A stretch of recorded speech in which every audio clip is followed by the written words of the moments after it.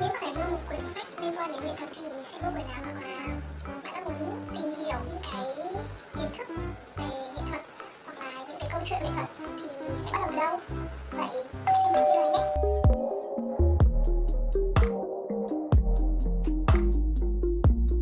Hôm nay thì mình muốn giới thiệu với các bạn 4 quyển sách về nghệ thuật mà mình khá là thích. Nó sẽ chia làm 2 loại. Một là quyển sách liên quan đến những kiến thức nghệ thuật, 2 quyển liên quan đến thực hành. Quyển sách đầu tiên mà mình muốn giới thiệu nó tên là Mỹ thuật cho trẻ em.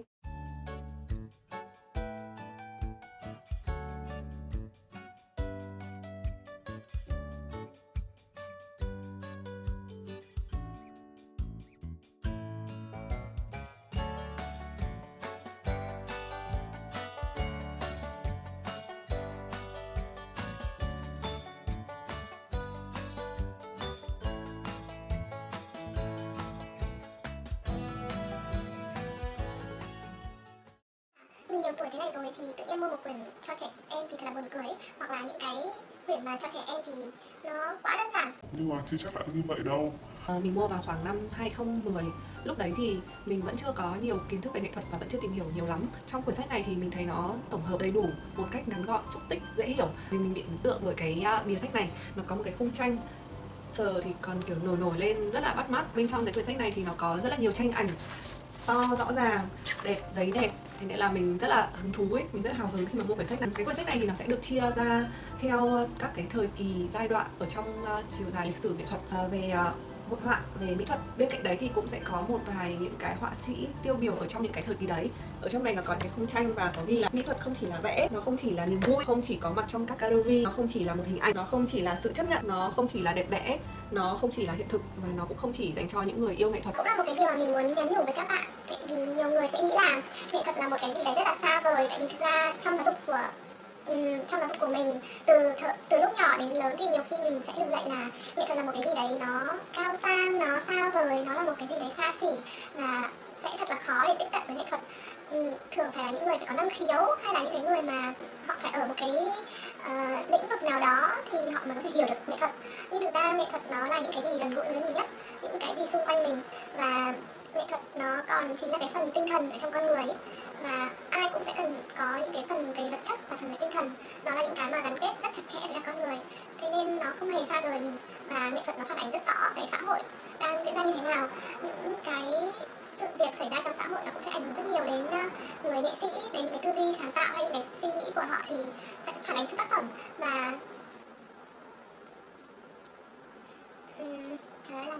rất là tiếc là cái quyển sách này thì nó đã ngừng sản xuất rồi. Nếu mà các bạn có hứng thú về cái quyển sách này, tò mò về cái quyển sách này thì có thể mình sẽ mở một chủ đề thêm nữa về trong sách có gì, các bạn hãy comment ở bên dưới nhá, thì chúng mình sẽ có thể xem sách cùng nhau. Đây là thời kỳ ở trong hang động này, cái thời tiền sử này, đây là thời Ai Cập này. Người ta còn xen kẽ cả một số những cái hướng dẫn liên quan đến cái thực hành, những cái phương pháp vẽ của một số những cái chất liệu khác nhau. Đây là một chất liệu mình được học ở trong ngành học của mình, đấy là vẽ bích họa. Thì nó cũng sơ lược lại cái cách đã thực hiện của bên cạnh đấy thì nó cũng sẽ giới thiệu một vài những cái tác phẩm tiêu biểu của cái chất liệu đấy hay là những cái phong cách đấy để các bạn có thể tìm hiểu thêm ở trên mạng hay là những cái trang web nữa.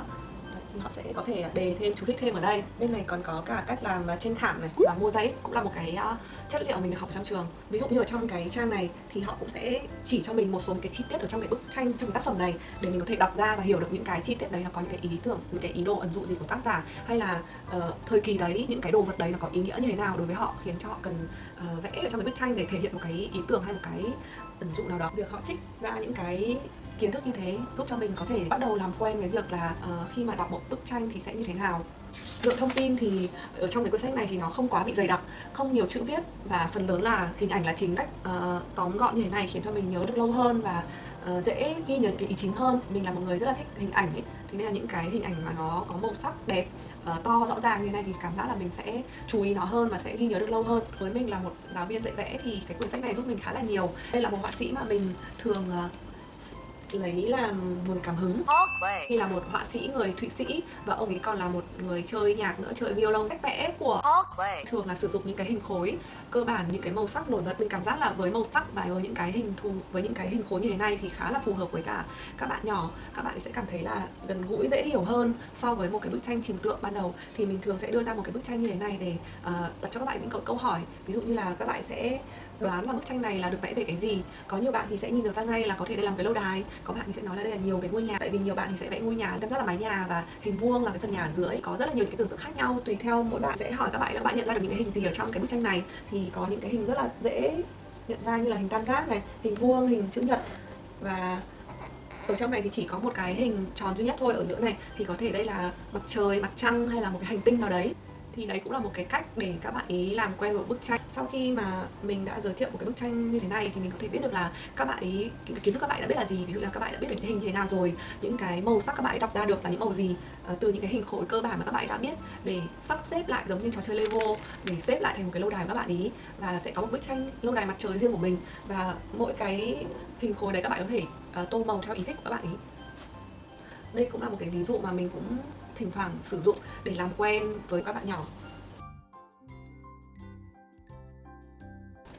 Sau cái quyển sách này thì mình muốn giới thiệu đến một cái quyển sách nghệ thuật khác của nhà xuất bản Kim Đồng có tên là Đến với nghệ thuật. Hiện tại quyển sách này cũng đang khá là nổi tiếng, tại vì nó cũng là một cái quyển sách mà tổng hợp những cái kiến thức về nghệ thuật, những cái về liên quan đến lịch sử, giống như cái quyển sách mỹ thuật cho trẻ em này, nhưng mà quyển sách này thì nó có nhiều chữ hơn.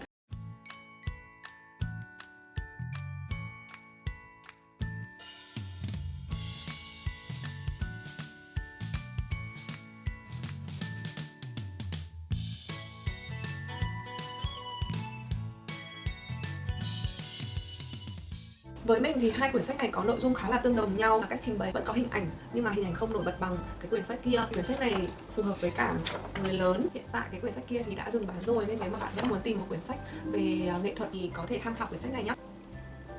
Sau hai quyển sách liên quan đến kiến thức nghệ thuật một cách tóm gọn, xúc tích, thì mình muốn giới thiệu hai quyển sách tiếp theo.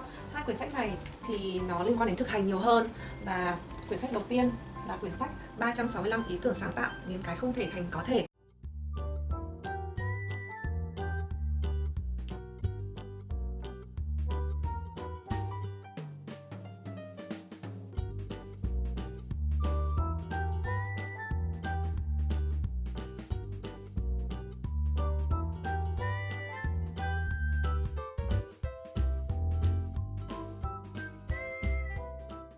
Trong quyển sách này thì người ta có ghi là dành cho trẻ em từ 5 đến 15 tuổi. Quyển sách này cũng khá là gần với cả phong cách mà mình thường hướng dẫn các bạn nhỏ. Thì không phải lúc nào mỹ thuật cũng chỉ là vẽ, nhiều khi cũng có thể kết hợp với rất nhiều chất liệu khác nhau ấy bạn.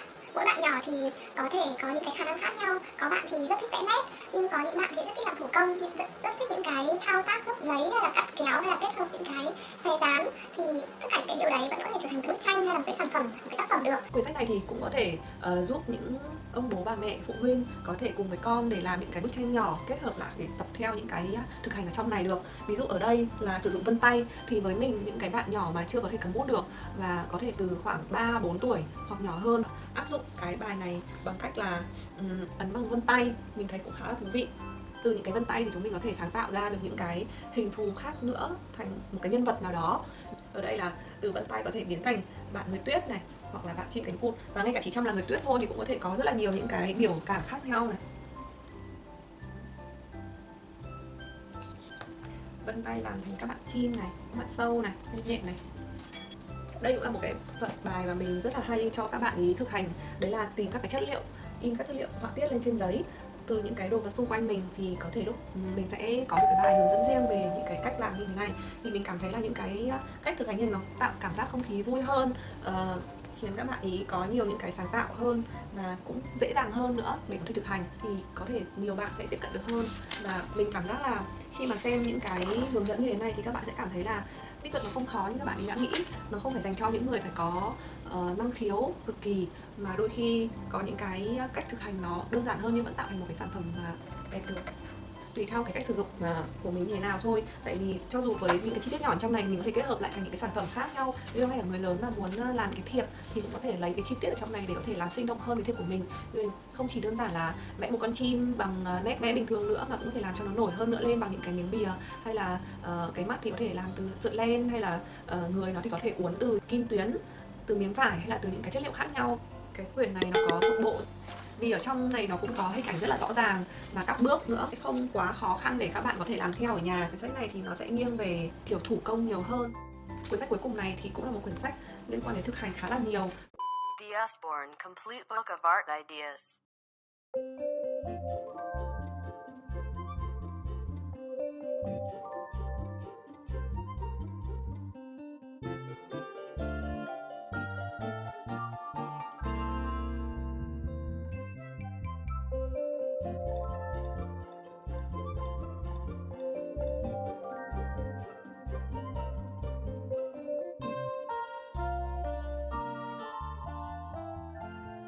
Quyển sách này thì được viết bằng tiếng Anh này. Tiếng Anh của bạn không quá tốt thì thực ra xem những cái hình ảnh ở trong này nó cũng dễ dàng để mình có thể tìm cách để làm theo được. Mình thấy là nó cũng hướng dẫn khá là nhiều những cái kỹ thuật không quá phức tạp. Để sử dụng bút lông thôi đã có rất là nhiều những cái cách vẽ khác nhau, từ nét to, nét nhỏ này, đứt đoạn này, hay là chấm này, hay là nghiêng bút đi, hay là tạo thành những cái ô, đã là tạo thành những cái họa tiết kết hợp rất là phong phú, không chỉ đơn thuần như bằng những cái đường kẻ ngang bình thường nữa. Cách pha màu da người như thế nào này, cách pha màu xanh lá cây như thế nào này, và ở đây có những cái kỹ thuật sử dụng bằng cái quệt bút lông thì họ có thể tạo thành những cái bề mặt khác nhau.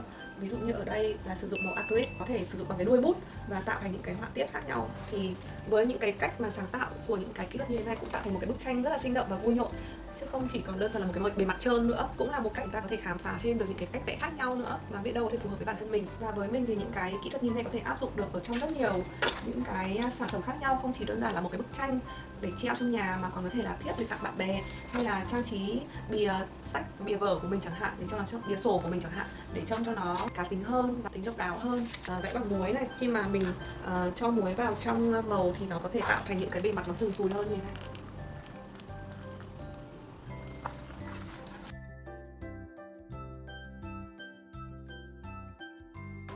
Đây cũng là một cái kỹ thuật mà mình có một người bạn là cách làm của những cái nét màu sắc cầu vồng như thế này là làm như thế nào. Mình sẽ sử dụng cái màu sáp dầu tô những cái mảng màu bất kỳ trước, sau đấy là mình sẽ tô một cái lớp màu đen ở bên trên bằng màu acrylic.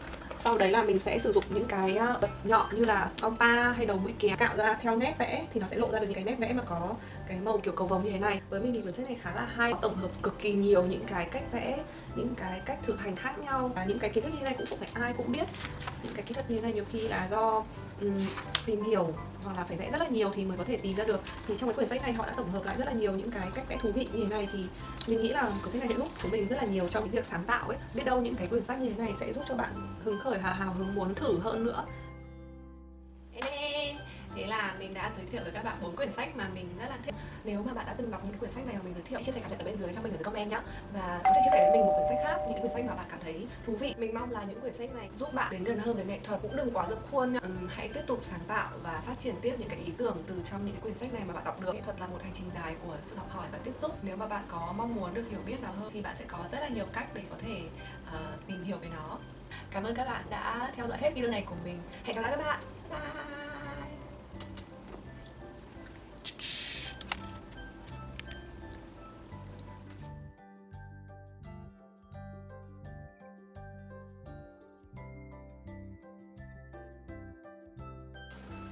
Honey,